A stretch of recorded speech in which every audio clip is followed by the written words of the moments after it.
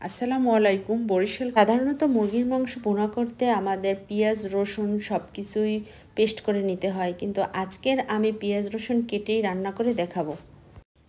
চুলা অন করে প্রথমে কড়াই দিয়ে পরিমাণ মতো তেল দিয়ে দিয়েছি। যেহেতু মুরগির মাংস ভুনা করব তাই তেলের পরিমাণ একটু বেশি দিয়েছি। এরপরে পেঁয়াজ রসুন কাটা দিয়ে ভালোভাবে ভেজে নেব। পেঁয়াজ রসুন নরম হয়ে আসলে আদা বাটা আর জিরার গুঁড়ো ধনিয়ার গুঁড়ো দিয়ে দেব। এরপর পরিমাণ মতো নরম করে কষিয়ে নেব। কিছুক্ষণ এগুলো কষানোর পরে হলুদের গুঁড়ো মরিচের গুঁড়ো দিয়ে দেব।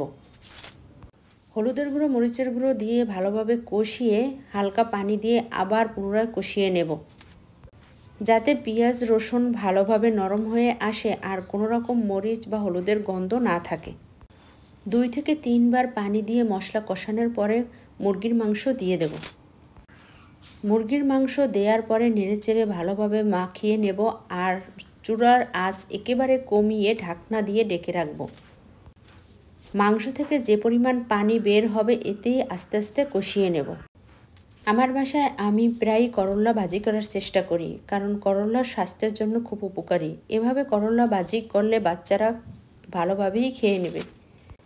করলা কেটে কিছুক্ষণ রেখে দেব, কোনো রকম পানি ব্যবহার করব না। যখন রান্না করব ঠিক তখন সামান্য একটু লবণ দিয়ে ভালোভাবে মথে হালকা তিতো রসটা ফেলে দেব। এতে করলা তেতো লাগে না বললেই চলে। কড়াইতে তেল দিয়ে পেঁয়াজ হালকা ভেজে নিয়েছি। এরপরে করলা আর আলু দিয়ে সামান্য লবণ দিয়ে ঢাকনা দিয়ে ঢেকে দেব। এতে আমি কোনো রকম কাঁচামরিচ ব্যবহার করিনি, কারণ বাচ্চারা যেহেতু খাবে।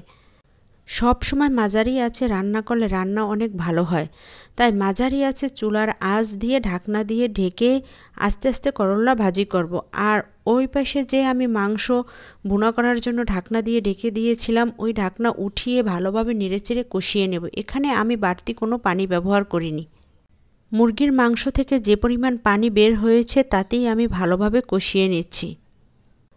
যে কোনো মাংসই যত ভালোভাবে কষানো যায় রান্নার স্বাদ তত ভালো আসে এবং রান্নার স্বাদ দ্বিগুণ বেড়ে যায়।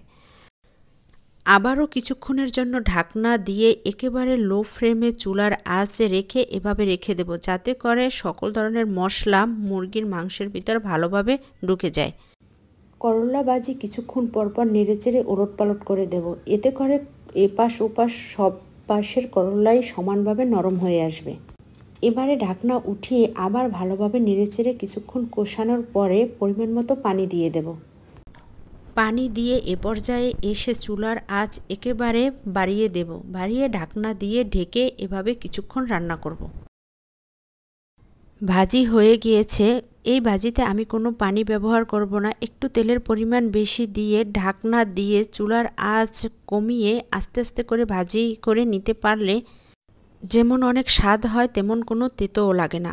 বা ভাজি হয়ে গিয়েছে, এখন উঠিয়ে নেব। এই ধরনের ভাজি যেরকম বড়রা পছন্দ করে তেমনি বাচ্চারাও পছন্দ করে। এ পর্যায়ে ঢাকনা উঠিয়ে মাংস ভালোভাবে নেড়েচেড়ে দেব।